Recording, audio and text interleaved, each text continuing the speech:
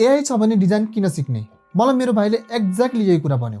भाइ सुन, हो म मान्छु पहिला एउटा डिजाइन बनाउन घन्टौँ लाग्थ्यो, अहिले एआईले मिनेटमै निकालिदिन्छ। तर त्यो डिजाइन राम्रो छ कि छैन भनेर त्यो जज गर्न तिम्रो पर्सपेक्टिभ त चाहियो नि। कन्ट्रास्ट कति राख्ने, व्हाइट स्पेस कहाँ थप्ने, अलाइनमेन्ट कसरी मिलाउने, यो सबै डिजाइनको ल्याङ्ग्वेज हो। यो ल्याङ्ग्वेज आउँदैन भने तिमी एआईलाई कमान्ड दिनै सक्दैनौ। एआईले उल्टै तिमीलाई कमान्ड दिन्छ।